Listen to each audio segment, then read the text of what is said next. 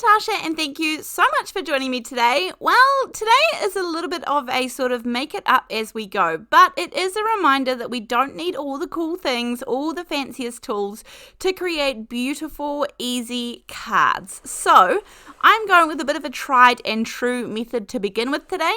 I just knew I didn't really have a plan. I knew I wanted some sort of watercolory lookingness down on the page.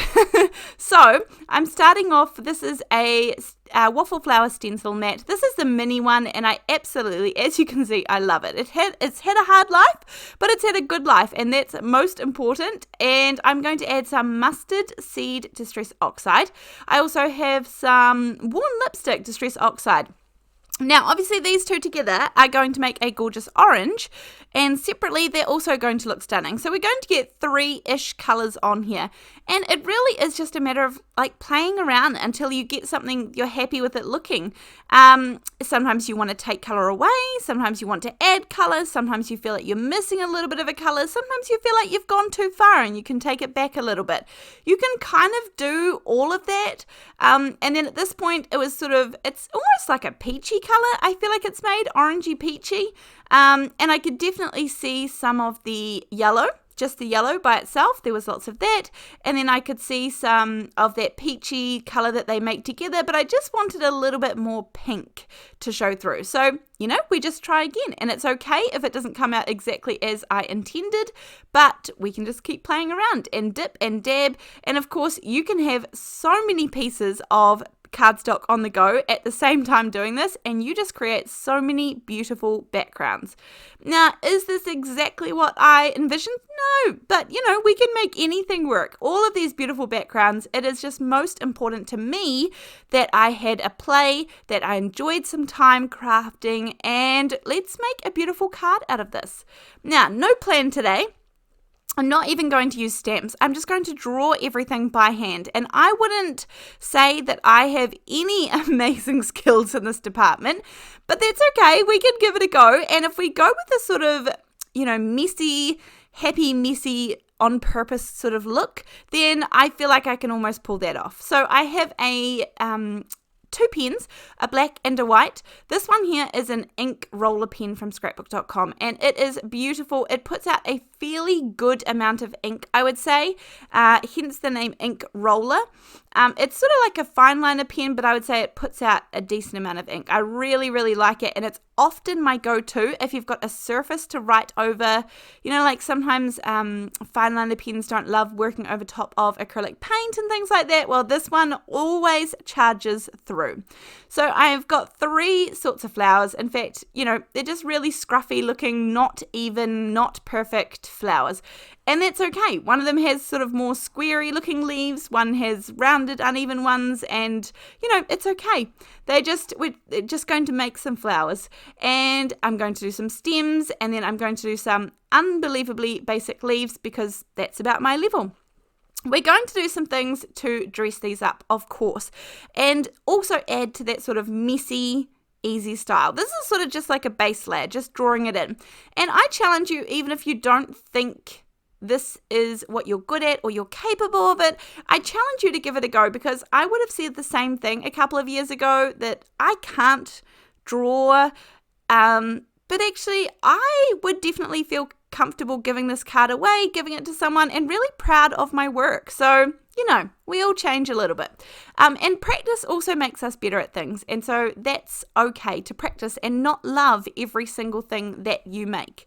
So now I'm going to go ahead and add a little bit of the white. This is the Signo Uni-Ball white pen.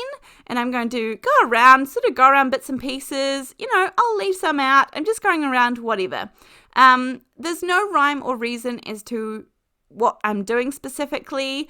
I want the white and the black pens to sort of be layered up between each other, so that's why I've gone with the black pen first, then the white pen, and then I might come back in with the black pen as well to make a few more scribbly lines.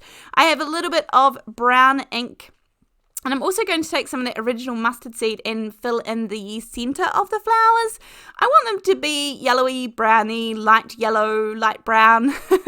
As I said, there was no real plan. I just wanted the color to be a bit different from the background that I had created.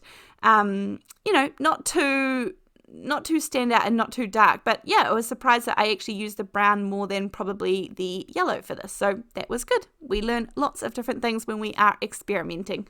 And then I thought, as I said, I'm going to come back in and just make these a little more messy looking, squiggly lines looking, scribbly sort of looking. You could also, if you wanted to, add in some background stamp, even some tone on tone, like use the worn lipstick to create some script stamping in the background or something like that. I think that would look really nice. You could do a little bit of white pigment ink through a stencil into the background just to add another layer as well. Lots of different things that you can do just to add a little bit more visual impact to your work without it being too much. So as I said, I'm just going around. This is all real time. I'm just having a play, coming in with different lines and squiggles, but following my original line, sort of neatening up anything that I didn't think went exactly where I wanted it to go.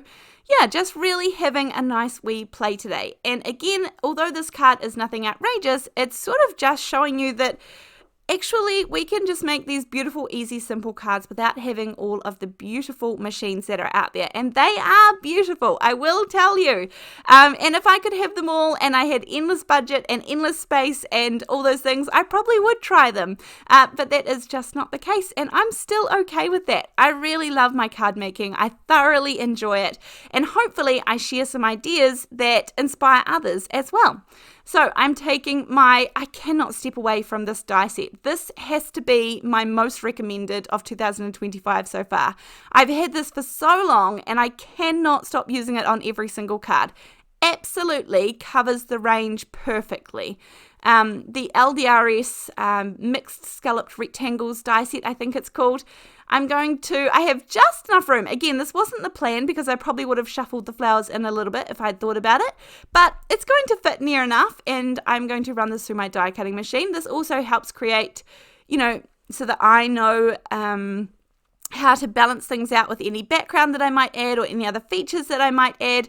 It shows me which space I've got to work with if I die cut now rather than in a little bit. And yeah, most of the petals are still there, so that's okay. We're doing fine.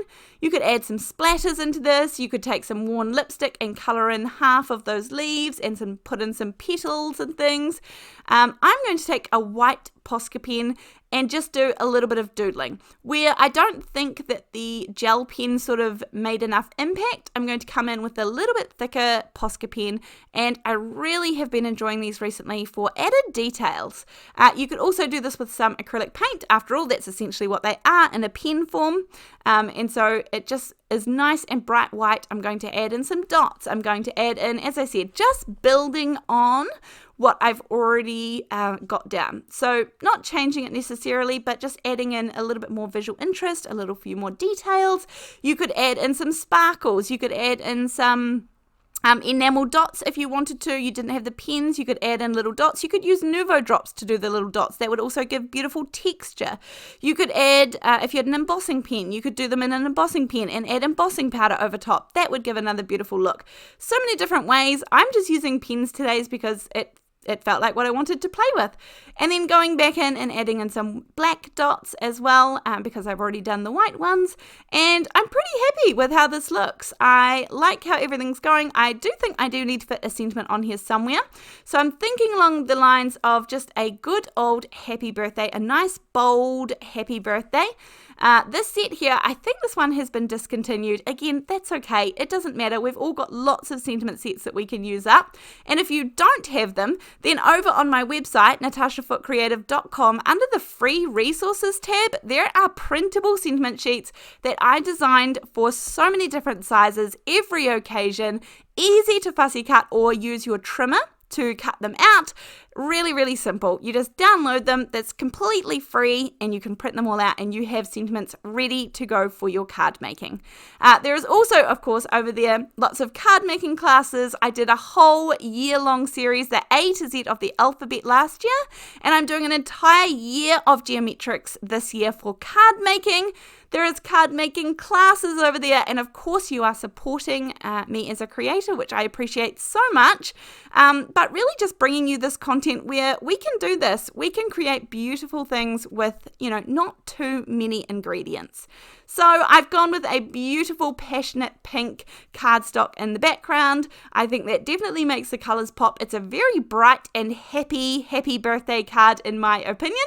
And then just to create a little border, I thought this was missing just a little bit. I could have gone around in a black pen as well, but actually I'm going to take a yellow pen and add in some dots and details into the center of the flowers, and then I'm also going to add in some, just like a really loose little dotty lines border, just to give it that little bit more structure to the inside of the image there.